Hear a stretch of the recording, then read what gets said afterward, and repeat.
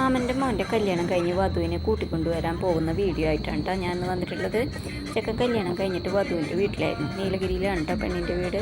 ഇപ്പോൾ അവർ കോയമ്പത്തൂരാണ് താമസിക്കുന്നത്. അവിടേക്കാണ് ഞങ്ങൾ വിളിക്കാൻ പോകുന്നത് കേട്ടോ. പാലക്കാട് എത്തിയപ്പോൾ ഞങ്ങൾ ഭക്ഷണം കഴിക്കാൻ ഇറങ്ങിയിട്ടാ. ചപ്പാത്തിയും വെള്ളയപ്പവും കുറുമക്കറിയും ചായയും ഉണ്ടായിരുന്നു കേട്ടോ. അമ്മായി പുലർച്ചെ തന്നെ എണീറ്റിട്ട് ഇതെല്ലാം ഉണ്ടാക്കി വെച്ചിട്ടുണ്ടായിരുന്നു കേട്ടോ. അമ്മായി വന്നിട്ടുണ്ടായിരുന്നില്ല കേട്ടോ. അമ്മായിക്ക് തണ്ടുവേദനയായ കാരണം ഇത്രയും ദൂരം ഇരിക്കാൻ പറ്റില്ല എന്ന് പറഞ്ഞിട്ട്. അപ്പോൾ പിന്നെ മാമനും അമ്മായിക്ക് വേണ്ടിയിട്ട് കൂട്ടിയിരുന്നു കേട്ടോ. അവർ രണ്ടുപേരും വന്നിട്ടുണ്ടായിരുന്നില്ല. പെട്രോൾ പമ്പിനോട് ചേർന്നിട്ട് ഒരു വിശാലമായ പറമ്പ് കണ്ടപ്പോൾ പിന്നെ ഞങ്ങൾ അവിടെ വണ്ടി നിർത്തിയിട്ടാ. അവിടെ ആകുമ്പോൾ ഭക്ഷണം കഴിക്കാൻ നല്ല സൗകര്യമുള്ള സ്ഥലമായിരുന്നു. ബാത്റൂമിൽ പോണവർക്ക് അവിടെ പോകാനും സൗകര്യം ഉണ്ടായിരുന്നു, പെട്രോൾ പമ്പുള്ള കാരണം. ദൂരെ കൂടുതലായതുകൊണ്ട് തന്നെ കുറച്ച് പേരെ പോയിട്ടുണ്ടായിരുന്നുള്ളൂ കേട്ടോ. എൻ്റെ വീട്ടിൽ നിന്ന് തന്നെ ഞാനും നന്ദുട്ടി മാത്രമേ ഉണ്ടായിരുന്നുള്ളൂ. മിന്നു വന്നിട്ടുണ്ടായിരുന്നില്ല. മിന്നുവിന് പിറ്റേന്ന് എക്സാമാണ്, അത് കാരണം പിന്നെ അവൾ പഠിക്കാനായിരുന്നു. പിന്നെ എൻ്റെ അമ്മ, 2 മേമമാർ, പിന്നെ ചെക്കൻ്റെ പെങ്ങൾ, ഹസ്ബൻഡ്, കുട്ടികൾ, പിന്നെ ചെക്കൻ്റെ ഏട്ടൻ, എൻ്റെ നാത്തൂന് വിഷ്ണു, കൃഷി. പിന്നെ കോയമ്പത്തൂരാണ് എൻ്റെ മേമയുടെ വീട്. അപ്പോൾ പിന്നെ അവിടെ നിന്ന് കോയമ്പത്തൂരിൽ നിന്ന് മേമയുടെ മക്കളും കൂടി വന്നിട്ടുണ്ടായിരുന്നു കേട്ടോ.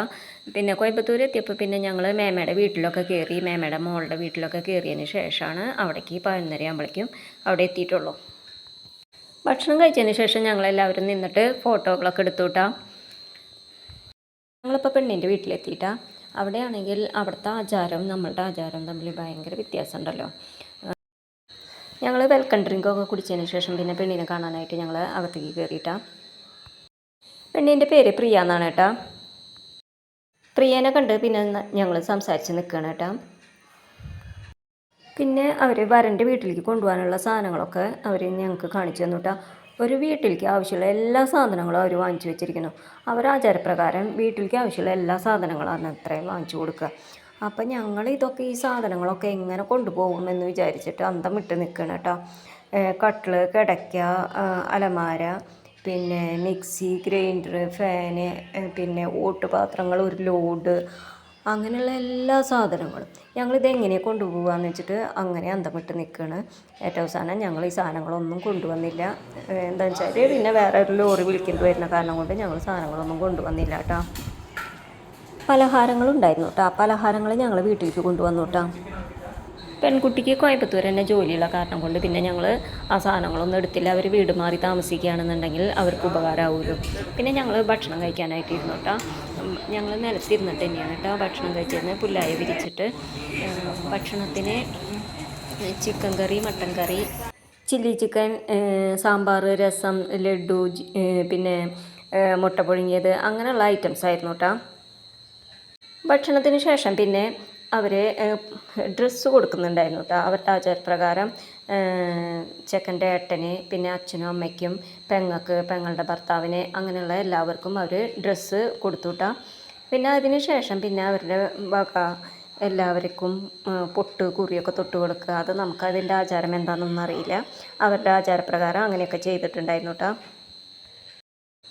ഭക്ഷണത്തിനൊക്കെ ശേഷം പിന്നെ ഞങ്ങൾ എല്ലാവരുടെ ആചാരങ്ങളും ചടങ്ങുകളൊക്കെ കഴിഞ്ഞതിന് ശേഷം പിന്നെ ഞങ്ങൾ ഇറങ്ങായിട്ടാണ്. 1:30 ശേഷം പിന്നെ ഞങ്ങൾ എല്ലാവരും യാത്ര പറഞ്ഞ് ഇറങ്ങണം കേട്ടോ. പെൺകുട്ടിയുടെ വീട്ടിൽ ഇന്ന് അധികം ആൾക്കാരൊന്നും ഉണ്ടായിരുന്നില്ല കേട്ടോ. മാമൻ്റെ മോന്, അതിൻ്റെ ഭാര്യ, പിന്നെ വലിയച്ഛൻ്റെ മോനും അതിൻ്റെ ഭാര്യയും, പിന്നെ അമ്മയും അച്ഛനും, അത്ര തന്നെ ആൾക്കാരുണ്ടായിരുന്നുള്ളൂ കേട്ടോ.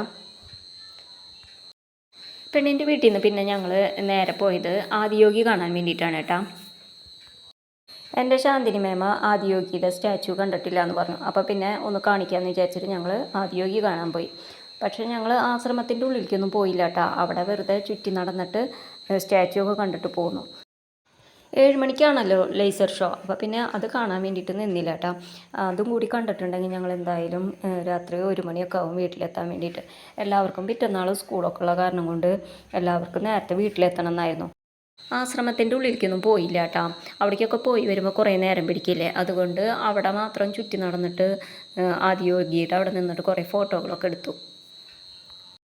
ലേസർ ഷോ ഞാൻ മുന്നേ ആദിയോഗി കാണാൻ പോയപ്പോൾ എനിക്ക് ശരിക്കും ആസ്വദിച്ച് കാണാൻ പറ്റിയില്ല. ഞങ്ങൾക്ക് പോയ എല്ലാവർക്കും എന്താണെന്ന് വെച്ചാൽ ആങ്ങളയുടെ മക്കൾ മൊബൈലൊക്കെ എടുക്കാൻ വേണ്ടിയിട്ട് കാത്തു നിന്നപ്പോൾ അവരെ കാണാണ്ടായപ്പോൾ ലേസർ ഷോ കാണുകയും ചെയ്തു. അവരൊട്ട് വന്നിട്ടില്ല. അപ്പോൾ കാരണം അവരെ നോക്കി നിന്നിട്ട് ഞങ്ങൾക്ക് ശരിക്കും കാണാനൊന്നും പറ്റിയില്ല. അപ്പോൾ നന്നായി കാണണമെന്ന് ആഗ്രഹം ഉണ്ടായിരുന്നു. പക്ഷേ നേരം വൈകുന്നുള്ള കാരണം കൊണ്ട് നിന്നില്ല. പിന്നെ മിന്നു ആണെങ്കിൽ വീട്ടിലൊറ്റയ്ക്കാണ്. അവൾക്ക് നാളെ എക്സാം ഉള്ള കാരണം അവൾ വന്നിട്ടും ഉണ്ടായിരുന്നില്ലല്ലോ. പിന്നെ ശാന്തിനി മേമേനെ വേറൊരു ദിവസം ഞങ്ങളെല്ലാവരും കൂടി വന്നിട്ട് കാണിച്ചു കൊടുക്കാമെന്ന് വിചാരിച്ചു. പിന്നെ ഞങ്ങൾ അവിടെ നിന്നിട്ട് എല്ലാവരും ഫോട്ടോകളൊക്കെ എടുത്തു.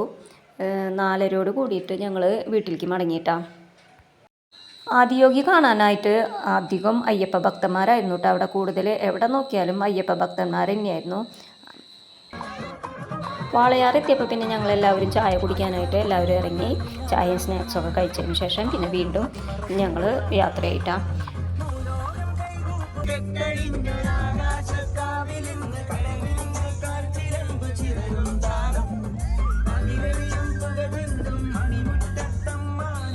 ചായ കുടിച്ചതിന് ശേഷം പിന്നെ എല്ലാവരും ഉഷാറായിട്ടാണ്.